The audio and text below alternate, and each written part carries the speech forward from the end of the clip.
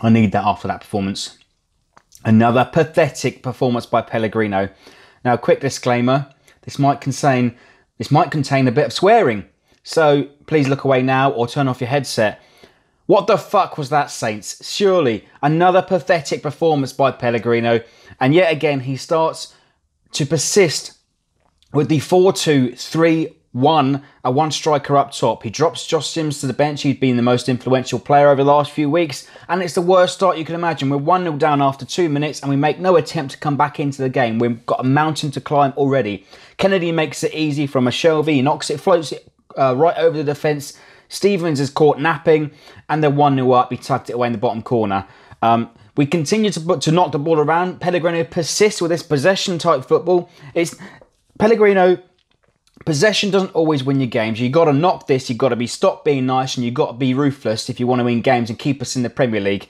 And that was the story of the match. We had no service to our strikers and no threat at all up top. Individually, we keep making mistakes from Wesley, who keeps knocking the ball out, overhitting his passes. Constant mistakes from everybody, well, more or less everybody on the pitch. And Pellegrino still stands there on the touchline doing nothing about it. Now, Lemina as well, I'm going to pick him out too, but for all his impressions that he's had this season, he's been, brilliant in some cases this season, but today he was an absolute shambles. It looks like he got his shoes on the wrong feet.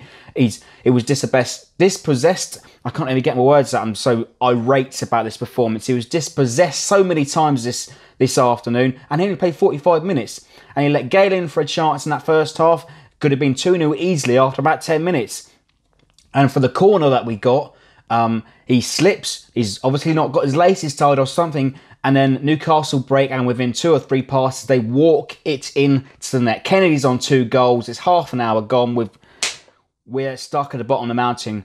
And none of them are taking account or responsibility for the actions there this afternoon. None of them look fired up. None of them looked fired up after going 2-0 down. And you want to see some reaction from your players. Now, one person in particular who I do admire is Pierre Hooiberg. Now, I've had the advantage of watching the post-match interview, and he's had strong words to say about his squad.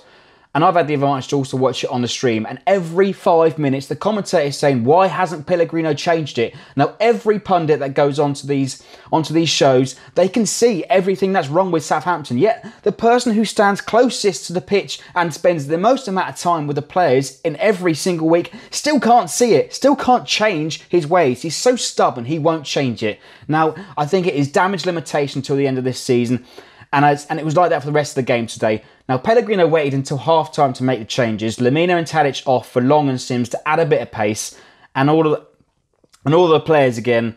Sims makes the greatest impression. He's on the pitch 45 minutes, and he's the only one that really made the keeper work today. Wriggled away for a shot and made Dubravka make a save. But again, 5-10 minutes later, it's 3-0 from Matt Ritchie. Awful defending yet again. No one decides to close Shelby down. We give him the room to turn a bus. Honestly, he slides it out to Matt Ritchie, who just tucks it away nice and neatly in the bottom corner. 3-0 up. Game over. Well, it's game over after 2 minutes, I'll be honest.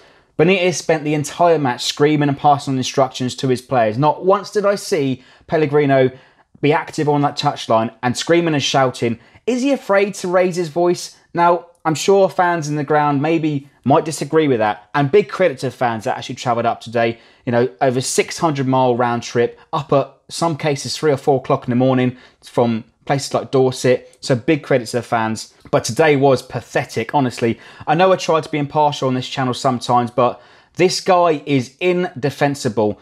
And you're running out of words to change your match reports every single week for the people that are in and write these reports. Every single week is a carbon copy, and you're just looking at synonyms. You're looking at the thesaurus every single week to change your words slightly a little bit, but every single week now is the same.